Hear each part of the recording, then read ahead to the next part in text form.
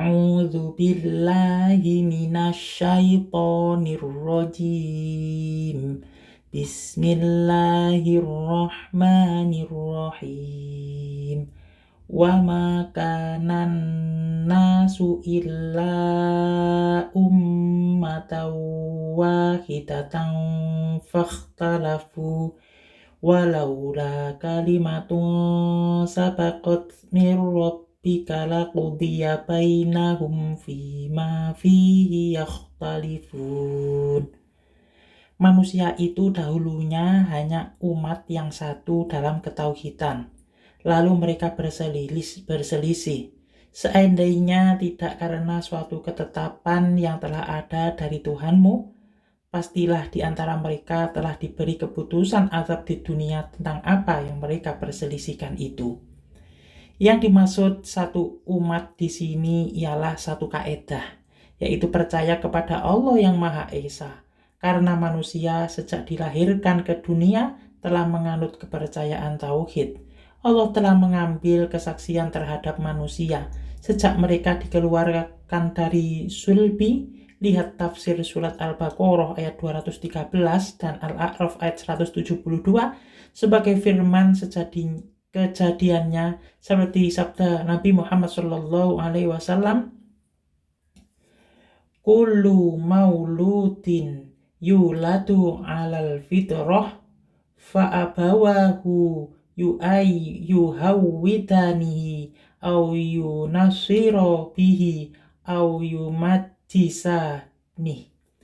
Tidak tiap anak yang dilahirkan dalam keadaan fitrah, maka kedua orang tuanya yang menjadikannya Yahudi dan Nasrani atau Majusi. Riwayat Abi Ya'la At-Tabrani dan Al-Baihaqi dari Aswad bin Sari. Pada mulanya manusia hidup sederhana dalam satu kesatuan, seakan-akan mereka satu keluarga. Akan tetapi setelah mereka berkembang biak, terbentuklah suku-suku dan bangsa-bangsa yang berbeda-beda, baik dari sisi kepentingan maupun kemaslahatannya. Karena hawa nafsu mereka pun berselisih. Oleh karena itu Allah mengutus kepada mereka para rasul yang menyampaikan petunjuk Allah untuk menghilangkan perselisihan dan perbedaan pendapat di antara mereka. Para rasul itu membawa kitab yang berisi wahyu Allah. Kemudian manusia berselisih pula tentang kitab yang telah diturunkan Allah itu, sehingga terjadilah permusuhan dan pertarungan di antara mereka. Sebagian mufasir berpendapat bahwa yang dimaksud dengan manusia dalam ayat ini ialah orang Arab. Mereka dahulu adalah pengikut-pengikut agama yang dibawa oleh Nabi Ibrahim, agama yang mengakui keesaan Allah. Kemudian masuklah unsur syirik kepada kepercayaan mereka, sehingga sebagian mereka menyembah berhala di samping menyembah Allah, dan sebagian mereka telah menganut agama Nabi Ibrahim. Terjadilah perselisihan antara dua golongan itu. Jika diperhatikan antara kedua pendapat ini, maka tidak ada perbedaan pokok. Karena pendapat pertama adalah sifatnya umum, meliputi seluruh manusia yang ada di dunia. Sedangkan pendapat kedua adalah khusus untuk orang Arab saja, tetapi tidak menutup kemungkinan berlakunya untuk semua manusia.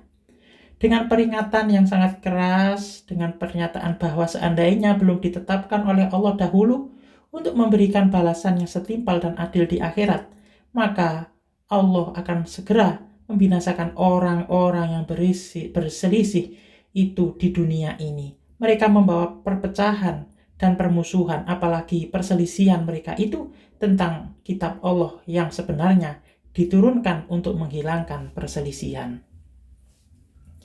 Wa yaquluna laula unzila alaihi ayatum mir rabbih faqul innamal ghaibu lillahi fantaziru inni ma'akum minal muntazirin.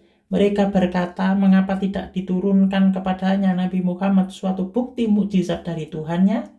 Katakanlah sesungguhnya segala yang gaib itu hanya milik Allah. Maka tunggulah siksaan Allah. Sesungguhnya aku pun termasuk orang-orang yang menunggu bersamamu.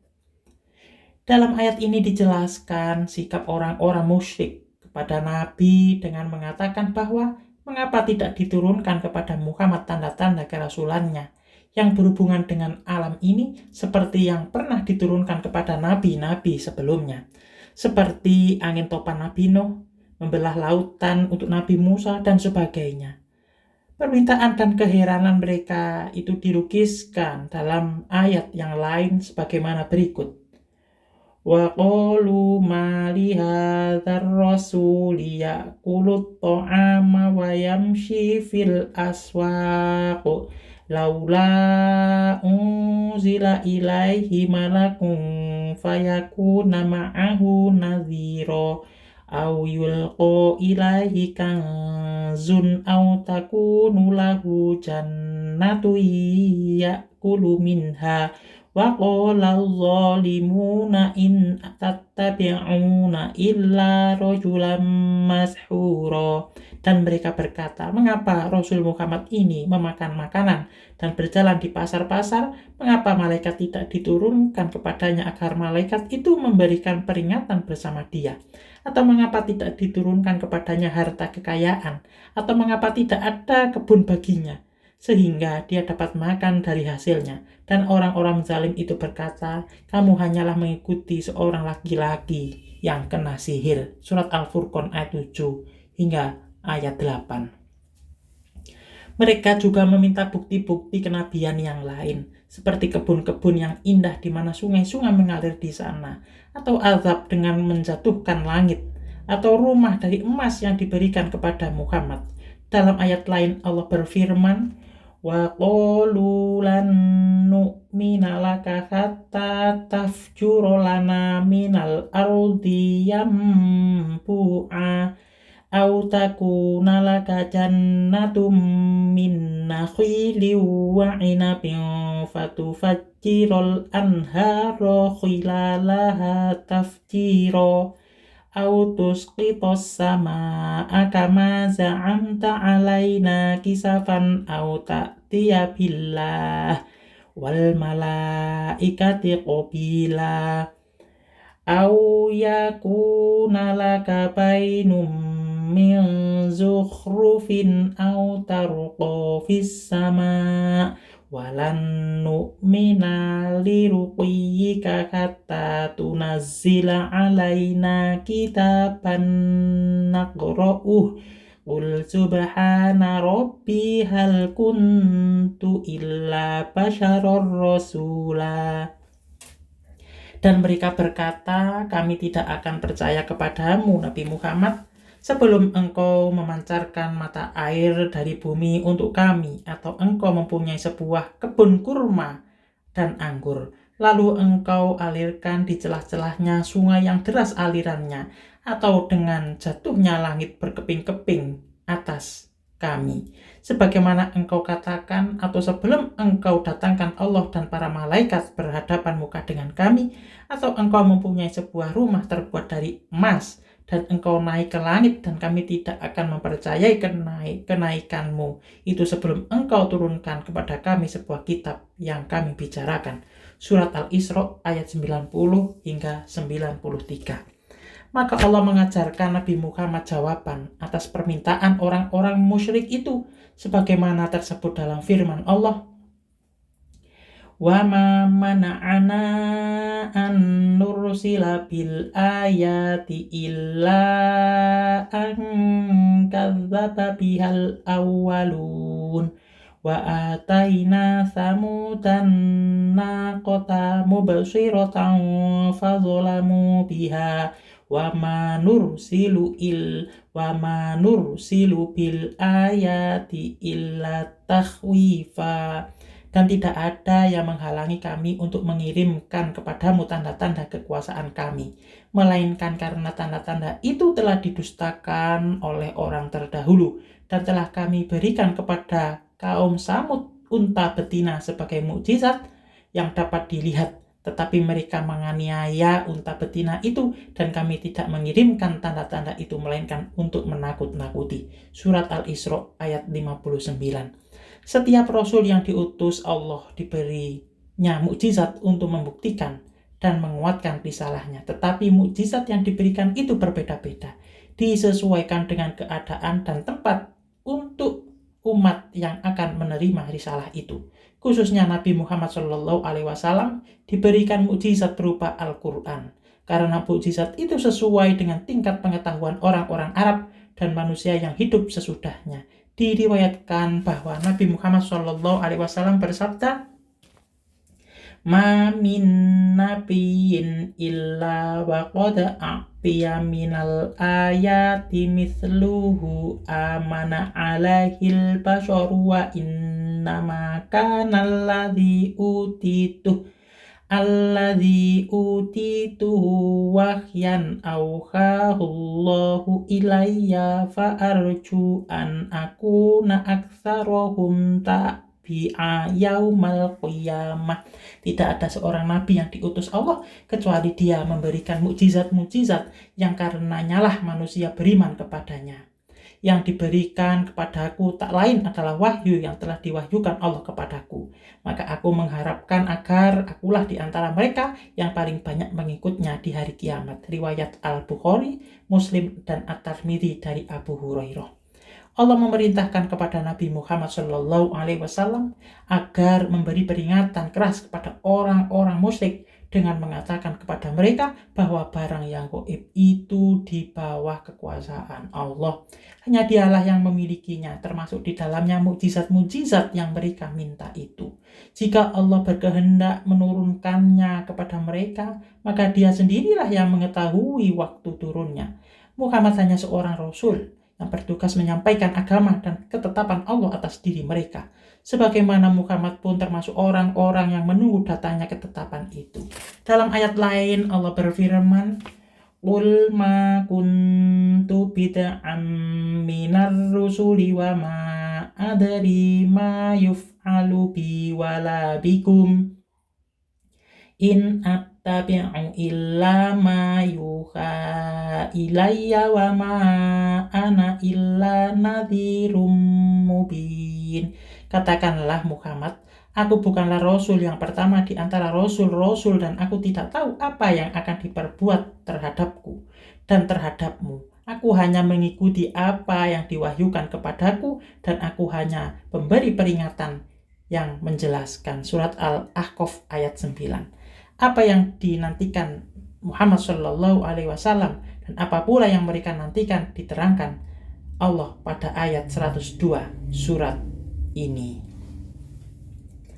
Wa idza adzaqnan nasa rahmatan min ba'di dharra amassat idza lahum makrun fi ayatina qulillahu asra'u makra inna rusulana yaktubuna ma tamkurun.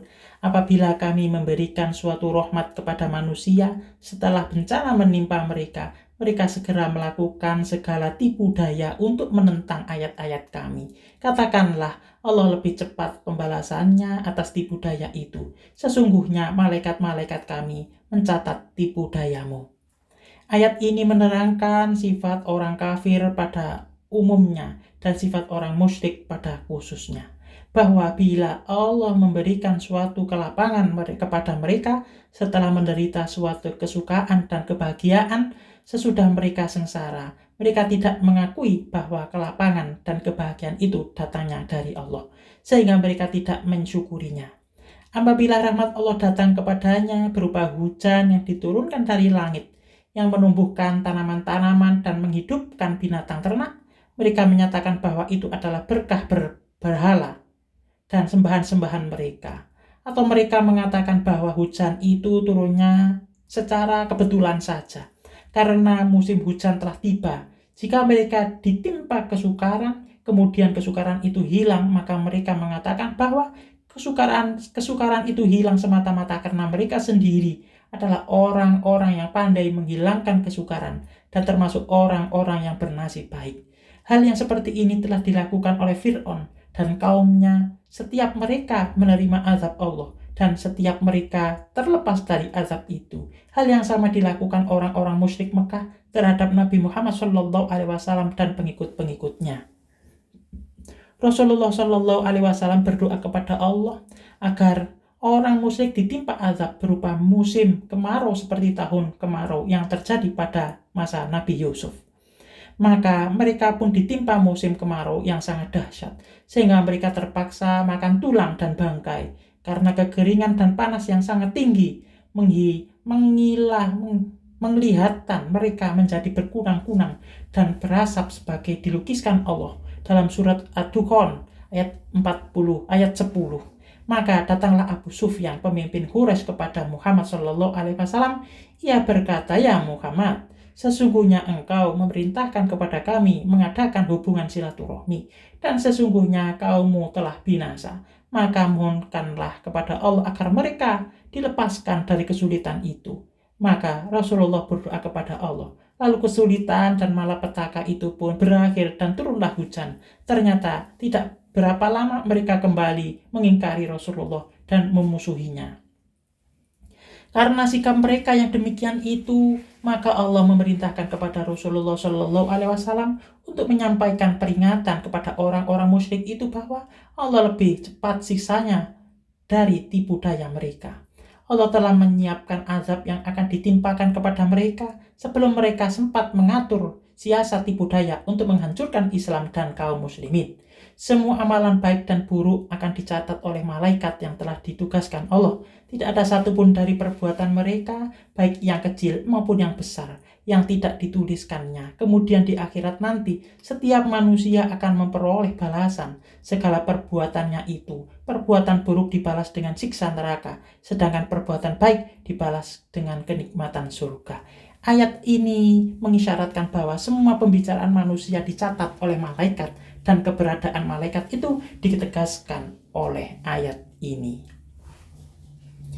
Huwallazi yusayyirukum fil barri wal bahri hatta idza kuntum fil fulk wajarayna bihim birihin thayyibatin wa farihu biha ja'at arihun asifu wa ja'ahumul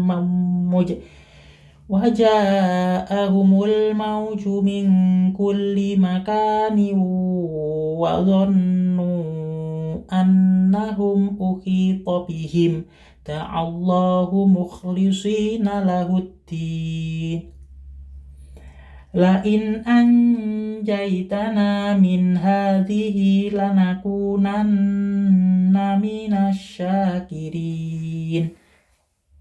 Dialah Allah yang menjadikan kamu dapat berjalan di daratan dan berlayar di lautan, sehingga ketika kamu berada di dalam kapal, lalu meluncurkan kapal itu membawa mereka dengan tiupan angin yang baik dan mereka bergembira karenanya, kemudian datanglah badai dan gelombang menimpanya dari segenap penjuru dan mereka pun mengira telah terkepung bahaya. Maka mereka berdoa dengan mengikhlaskan ketaatan kepadanya seraya berkata, "Sekiranya engkau menyelamatkan kami dari bahaya ini, pasti kami termasuk orang-orang yang bersyukur."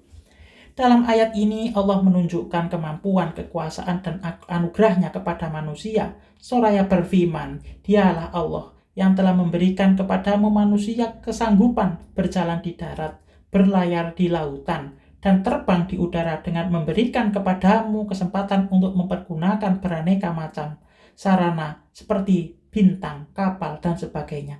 Dengan alat angkutan tersebut, kamu dapat mencapai berbagai keinginanmu dan untuk bersenang-senang." Dengan kesanggupan dan kemampuan yang diberikannya itu, manusia diuji dan dicoba oleh Allah, sehingga nampak jelas watak dan tabiatnya. Yang diibaratkan Allah sebagai berikut: dengan kesanggupan yang diberikannya itu, manusia membuat sebuah bahtera yang dapat mengarungi samudra luas. Tatkala mereka telah berada dalam bahtera itu dan ia berlayar membawa mereka dengan bantuan hembusan angin yang baik dan ombak yang tenang, mereka pun bergembira. Tiba-tiba datanglah angin badai yang kencang dan ombak yang berhembus dari segenap penjuru, sehingga timbullah kecemasan dan ketakutan dalam hati mereka. Mereka merasa tidak akan dapat lagi melihat matahari yang akan terbit pada esok harinya karena hempasan ombaknya yang dahsyat. Karena itu mereka pun berdoa kepada Allah seraya merendahkan diri dengan penuh keikhlasan sambil menyesali perbuatan yang pernah mereka lakukan, agar Allah melepaskan mereka dari gulungan ombak yang maha dahsyat itu. Mereka mengucapkan, "Wahai Tuhan kami, sesungguhnya jika Engkau melepaskan kami dari malapetaka yang akan menimpa kami, tentulah kami menjadi orang-orang yang mensyukuri nikmat yang Engkau berikan." Shadaqallahul adzim, shadaqallahul adzim. Semoga bermanfaat. Wassalamualaikum warahmatullahi wabarakatuh.